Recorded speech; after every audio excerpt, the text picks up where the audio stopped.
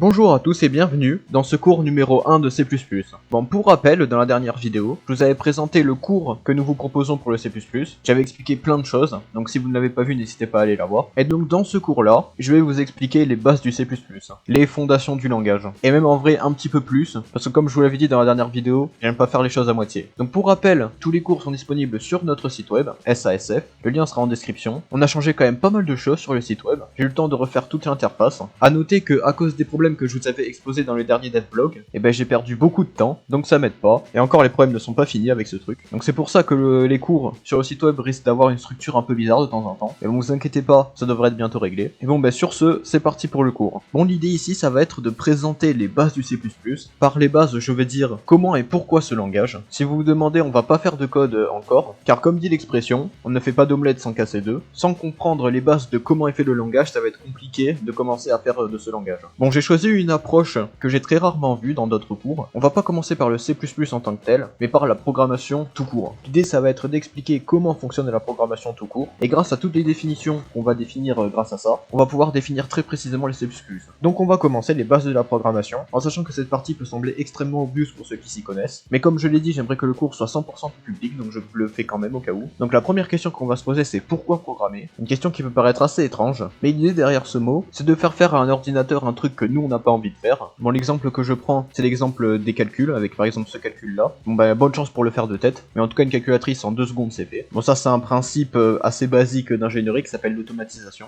Faire à des machines ce qu'on veut pas faire. Bon, le truc c'est que pour que les machines puissent faire ce qu'elles ont à faire, il leur faut un programme. Je vais prendre l'exemple d'une machine extrêmement obvious, une voiture, avec un programme extrêmement simplifié. Quand on appuie sur la pédale, ça accélère. Et cette action, ça peut être qualifié comme un programme. Bon, le seul problème, c'est que le programme peut être modifiable ou non. Genre une voiture, elle peut peut-être accélérer, mais est-ce qu'elle peut faire des calculs? Pas sûr. Donc si le programme est modifiable, alors la machine est une machine programmable. Sinon, ça l'est pas. Bon, par exemple, un ordinateur, vous l'imaginez bien, c'est une machine programmable. Mais il n'y a pas que des trucs numériques, il y a aussi par exemple le métier Jacquard, la première machine programmable de l'histoire. En gros, avec un système de bande perforante, qu'on voit pas bien ici, mais au milieu là, vous pouvez programmer la machine. Bon, l'idée derrière ce genre de machine, c'est de contenir dans son architecture tout ce qu'elle peut faire. Donc par exemple, la voiture avoir un moteur, les roues, tout ça, pour permettre de faire l'accélération. Ou l'ordinateur contenir les instructions que puissent faire les programmes. Et ensuite, le programme doit être physiquement fait pour exécuter les actions qu'il demande. Par exemple, dans la voiture, ça serait la pédale d'accélération qui est fait quand on appuie. Il y a tout un système mécanique que je vais pas décrire, je suis pas mécanicien, qui permet de faire accélérer la voiture. Dans un ordinateur, même si bon, je vais pas en parler là, j'ai déjà fait quelques shorts sur le sujet, c'est avec une ingénieuse répartition de transistors qu'on peut faire tout ce qu'on peut faire sur ordinateur. Bon, je vais pas rentrer dans les détails, mais bon, le plus important à comprendre, c'est que le programme permet de faire des choses. Et un dernier petit truc à dire, c'est que pour simplifier la chose, il est conseillé que le programme suive des règles mathématiques spéciales pour pouvoir y appliquer du coup tout ce qu'on peut appliquer aux mathématiques. L'exemple que j'avais pris, c'est la Pascaline, une calculatrice d'il y a assez longtemps, qui utilise les mathématiques derrière la base 10 pour faire des calculs. On peut voir quand même que c'est un beau bazar, mais d'un point de vue ingénieur, c'était un truc absolument extraordinaire. Donc déjà avec tout ça, vous avez la base de ce que c'est programmer, au sens le plus général du terme. Bon, sauf que nous ici, on n'est pas venu pour faire des Pascalines, même si j'avoue qu'en vrai c'est ultra stylé comme truc. L'idée c'est de faire tout ça sur ordinateur. Bon, avec toutes les définitions qu'on a pondues, déjà on peut un petit peu affiner le tout. Donc comme nous l'avons dit, l'ordinateur c'est une machine programmable, et les actions physiques qui permettent à la machine d'être programmable, c'est l'électricité. C'est pour ça d'ailleurs qu'on appelle ça une machine électronique. En sachant qu'avec les transistors, on peut utiliser l'électricité de manière quand même pas trop mal, qui nous permet de l'utiliser avec une base numérique 2, donc la célèbre base binaire. C'est grâce à ces mathématiques là que fonctionne absolument tout sur un ordinateur. L'avantage c'est qu'avec tout ça, on peut utiliser un type d'algèbre qui s'appelle l'algèbre de Boole. J'en ai déjà un petit peu parlé, je sais plus quand. Et l'avantage c'est qu'avec tout ça, on peut très facilement faire tout ce qu'on peut faire sur ordinateur. Comme je l'ai noté en rouge, la combinaison électronique et algèbre de Boole permet de rendre un ordinateur pleinement programmable. Bon, le truc c'est que tout ça n'est pas fait au hasard, vous imaginez bien. Tous les calculs sont réalisés par un composant que vous connaissez tous, je pense, le processeur. Sauf que pour faire ces calculs sur processeur, il faut respecter de très strictes normes définies par le constructeur. En tout cas, ce qui peut recevoir le processeur en entrée, c'est des courants électriques forts qui représentent le nombre 1, ou des courants électriques peu forts qui représentent le nombre 0, et avec tout ça, du coup, on peut faire l'algèbre de Boole. Donc l'idée, c'est de prendre plein de 0 et de 1, structurés de telle manière que le processeur puisse faire ce qu'on lui demande. Bon, c'est bien beau, mais si je vous demande par exemple de créer un jeu 3D avec des 0 et des 1, et vraiment bonne chance. Bon, il y a plein de raisons pour lesquelles c'est super compliqué, je vais pas rentrer dans les détails, je pense qu'il n'y en a pas besoin de toute façon. Mais heureusement pour nous, les développeurs ont inventé un truc cool qui s'appelle les langages de programmation. L'idée, c'est de transformer les 0 et les 1 en du code lisible par un humain, enfin lisible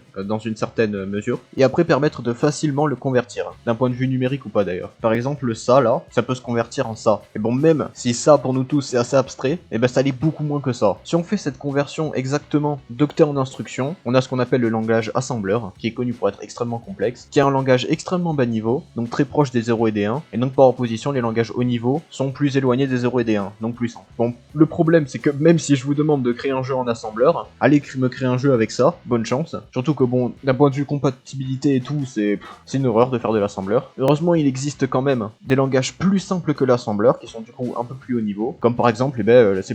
Et là, vous voyez petit à petit qu'on arrive à ce qu'on cherche. Bon, sauf que le truc, c'est que dans tous les cas, le C++ à la fin, c'est pareil, c'est toujours des 0 et des 1. Donc en fait, il faut convertir le C++, soit en assembleur puis en 0 et en 1, soit directement en 0 et en 1. Et pour faire cette conversion, il faut utiliser un petit programme qui s'appelle le compilateur, même si je vais dire compiler comme en anglais, parce que compilateur c'est nul. Et aussi un autre, l'éditeur de lien, ou le linker en anglais. Donc les langages de ce genre sont appelés compilés. Bon, pour être plus précis, le compiler va transformer tous les codes en langage dit langage objet, donc ce qui est une version non triée des 0 et des 1, et si vous triez le tout et que vous rendez ça mieux, donc ça c'est le linker qui va le faire, vous obtenez votre point .exe. Et donc vous avez converti votre C++ en un code exécutable. Bon, le seul problème c'est que du coup il faut un compiler et un linker, mais on verra plus tard comment faire, dans le cas du C++.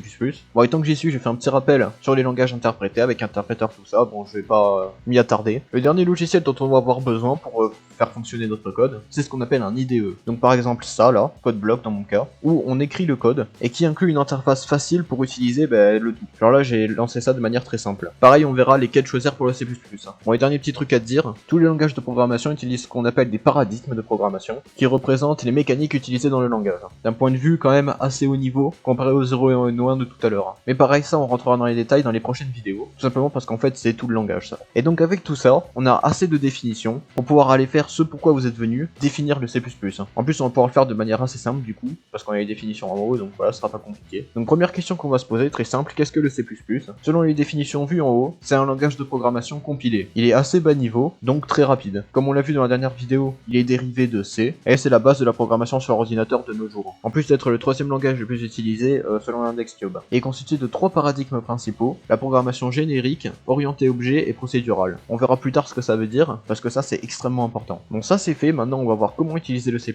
On pourrait être plus précis, quel logiciel installer pour faire le C++. Le premier qu'on va voir c'est l'IDE qu'il nous faut. Bon, si vous allez sur internet et que vous marquez IDE C++, vous en avez des tonnes, que ce soit d'ailleurs des classements ou vraiment des IDE à télécharger. Donc je vais pas parler de ceux que je ne connais pas, pour des raisons évidentes, en sachant que moi j'en connais trois que je présente ici, Visual Studio, Qt Creator et CodeBlock. Visual Studio j'ai déjà fait des vidéos dessus, Qt jamais, et c'est bien dommage parce qu'il est vraiment pas mal en vrai, et pourtant c'est certainement celui que j'ai le plus utilisé avant de lancer cette chaîne, et CodeBlock c'est celui que j'utilise aujourd'hui. Bon, comme je le dis, le choix de votre IDE ne dépend que de vous et de ce que vous préférez, donc n'hésitez pas à aller checker, il y en aura de très intéressants. Et pour le compiler et le linker, même s'ils sont souvent fournis ensemble, enfin même toujours, si vous prenez Visual Studio ou Qt, il sera déjà installé de base. Sinon, je vous conseille le compiler GCC. Bon, j'ai mis un lien d'installation sur GitHub ici. J'ai aussi décrit l'installation dans le cours, même si je compte un peu plus tard réaliser une vidéo qui explique très précisément comment faire, pour pas vous casser la tête. Bon, dès que ça c'est fait, on va pouvoir commencer à faire du C++.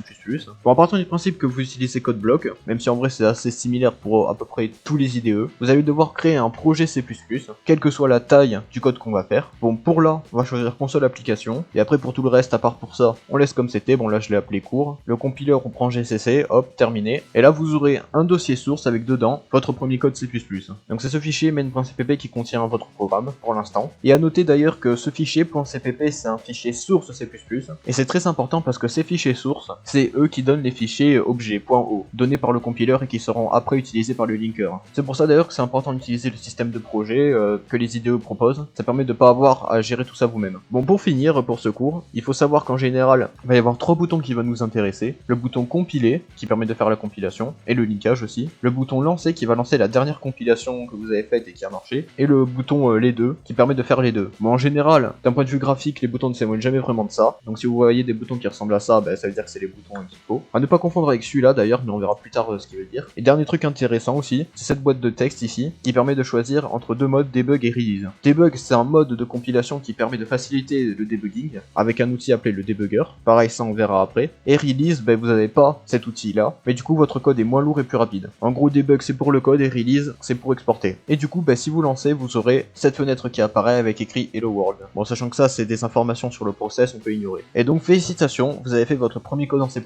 Bon, avec tout ça, vous avez de quoi passer aux choses sérieuses. Cependant, ça sera pour le prochain cours. Bon, du coup, j'espère que ce cours vous aura plu. Si n'hésitez pas à changer tout ça, vous abonner, tout et tout. Bon, on n'aura pas fait de code aujourd'hui, mais bon, on aura vu des trucs assez importants, des concepts très importants pour la suite. Et en vrai, là, je l'ai appliqué au C++, mais vous pouvez l'appliquer à quasiment tous les langages. Bon, c'est peut-être moins pour les langages interprétés, mais bon, que ce soit C, Java, tout ça, ça fonctionne de manière similaire. Donc si tout ça vous a intéressé, n'hésitez pas à vous abonner ou à partager, ça nous ferait extrêmement plaisir. En sachant que le prochain cours sort samedi prochain, dans 2 semaines. Et il y a aussi des shorts le mercredi et le dimanche, mais bon, ça, voilà. Et bon, bref, on se souhaite une bonne journée, une bonne vie, une bonne réalisation de Hello World, et sur ce, je vous dis à plus.